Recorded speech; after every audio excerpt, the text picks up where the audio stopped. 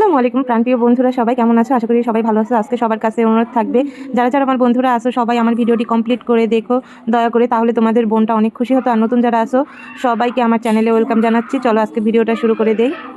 বন্ধুরা, আমি ইসরাতের আম্মু চলে এসেছি আরেকটা নতুন ব্লগ নিয়ে। আজকে তোমাদের সাথে একটা নতুন রেসিপি শেয়ার করব, কখনো করি না এই জিনিসটা, তো আজকে বানাবো, তোমাদের সাথে শেয়ার করি।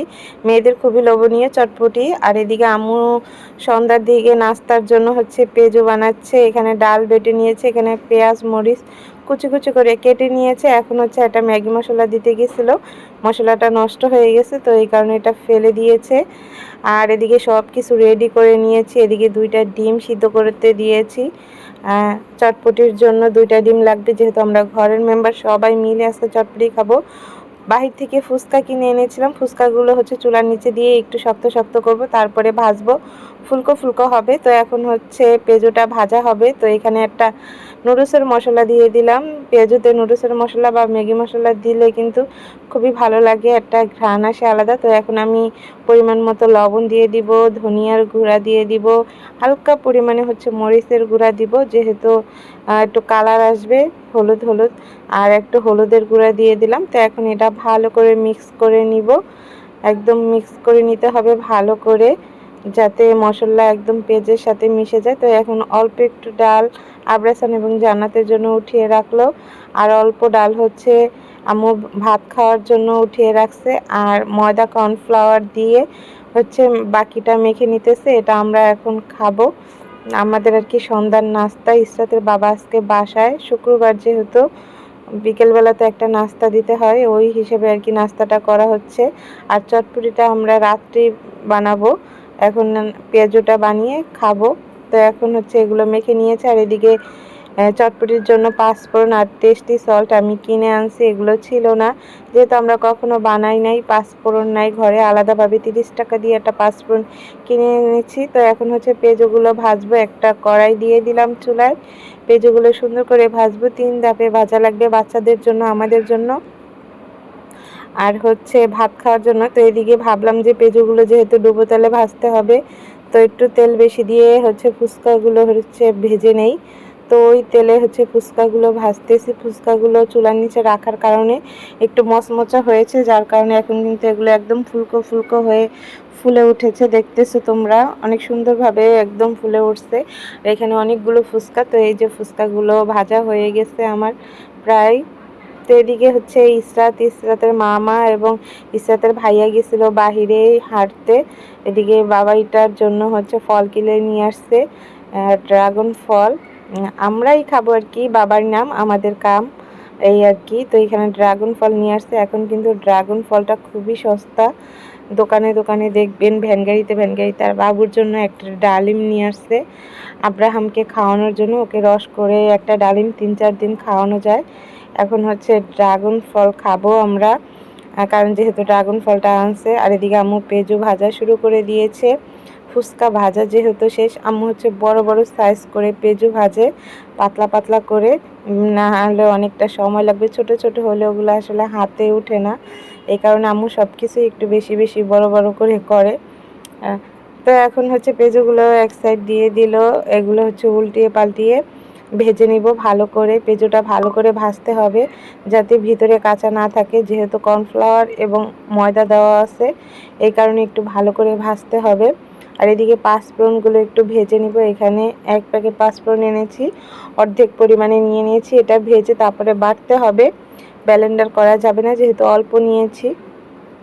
এদিকে বাবাইকে হচ্ছে ড্রাগন ফলটা এনে দিয়েছি, দেখি বাবা কি করে। তো এদিকে পেঁজু ভাজা অলরেডি শেষ হয়ে গেছে অর্ধেক। আর এখানে হচ্ছে শুকনো মরিচের গুঁড়া পিষে নিয়েছি, এখন হচ্ছে পাঁচফোড়নটা পিষে নেওয়া হয়েছে। এখানে সব উপকরণ নেওয়া হয়ে গেছে। এদিকে দেখি ছোলা বুটটা একটু সিদ্ধ কম হয়েছে, তো ছোলা বুটটা আর একটু সিদ্ধ করলে ভালো হবে। এখানে সব কিছু নেওয়া হয়েছে, ডিম সিদ্ধ, আলু, তারপরে শুকনো মরিচের গুঁড়া, পেঁয়াজ মরিচ, শসা, তেঁতুলের টক, পাঁচফোড়ন বাটা, সব উপকরণ একসাথে নিয়ে নিয়েছি।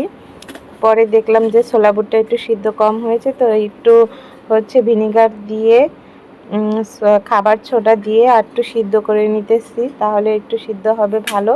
তো তো সকালবেলায় এনে হচ্ছে বুটটা হচ্ছে ভিজিয়ে রাখছিলাম, যার কারণে হচ্ছে কম সিদ্ধ হয়েছে। গতকালকে যদি রেখে দিতাম তাহলে ভালো হতো। তো এখন হচ্ছে সিদ্ধ আলুটা একটা মেশিনের মাধ্যমে ম্যাশ করে নিতেছি, পাতলা পাতলা করে নিতেছি।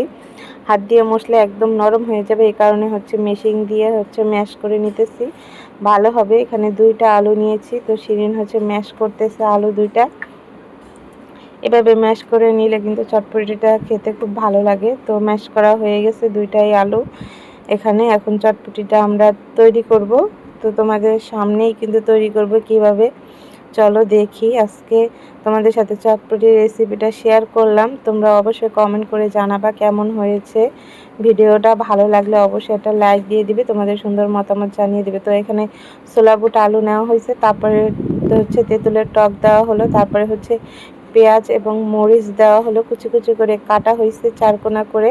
তারপরে দেওয়া হলো আলু যে ম্যাশ করে নিয়েছিলাম সেই আলুগুলো। এখন দিয়ে দিব হচ্ছে পাঁচফোড়নটা, বেশি দেওয়া যাবে না, বেশি দিলে না তিতা হয়ে যাবে, তো পরিমাণ মতো দিব। আর যেগুলো আছে এগুলো রেখে দিব বক্স ভরে, পরবর্তীতে আমাদের আবার বানালে হয়তো বা লাগবে। এখন দিয়ে দিব টেস্টি সল্ট, অল্প পরিমাণে টেস্টি সল্ট দিব, বেশি দেওয়া যাবে না, মিষ্টি হয়ে যাবে তাহলে। তো এখন হচ্ছে ডিম যে রেখেছিলাম 2টা ডিম, শসা, তো শসাটা আগে দিতেছি, ডিমটা পরে দিব। তো শসাগুলো মেশিনের মাধ্যমে ম্যাশ করে দিতেছি। শসা তোমরা দিতেও পারো, নাও দিতে পারো, এটা তোমাদের ইচ্ছা। তো ফুচকাগুলো হচ্ছে আমরা এখানে দেখতেছি, এত সুন্দর ফুচকা হয়েছে। এতদিন বাহির থেকে কিনে কিনে খেতাম, তো আমি আবার একটা ফুচকা নিয়ে ট্রাই করে দেখতেছি। প্রথমে হচ্ছে টক নিয়েছিলাম, তারপর একটু ডাবলি বুট নিলাম, ডাবলি বুট নিয়ে খেয়ে দেখি ও হয়তো দোকানের থেকেও অনেক বেস্ট হয়েছে, খুবই মজা হয়েছে।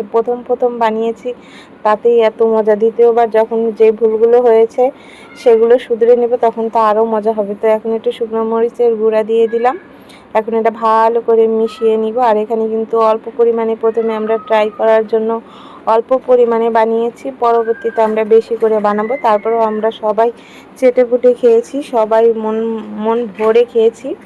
এখন হচ্ছে 2টা ডিম নিয়েছি, যেহেতু ডিম 2টা হচ্ছে এখন ম্যাশ করে দিয়ে দিলাম। এদিকে বাবাই খাওয়ার জন্য পাগল হয়ে গেছে, তাকে তো এখানে দেওয়ার মতো কিছুই ছিল না। লাস্টে ওকে একটা শসা ধরায় দিচ্ছি, ও তো আর খেতে পারে না, এমনি হাতে নিয়ে বসে আছে। তো এদিকে 2টা ডিম ম্যাশ করা হয়ে গেছে, চটপটিটা একদম মাখা মাখা হয়েছে। এখন হচ্ছে ফুচকা ভেঙে দিয়ে দিব, যেহেতু সবাইকে ভাগ করে দিব, এই কারণে একসাথে সব কিছু মিলে মিশিয়ে নিতেছে যাতে সবাই সমানভাবে খেতে পারে। তো এখানে ফুচকাগুলো সব একসাথে মিক্স করে নিয়েছে। আর একটু ঝোল কিন্তু কম হয়েছে, বলছে যে যার যতটুকু টক দরকার নিয়ে নিবা। তো এই যে আমাদের ফুচকা চটপটি রেডি। কেমন হয়েছে বন্ধুরা অবশ্যই জানাবে।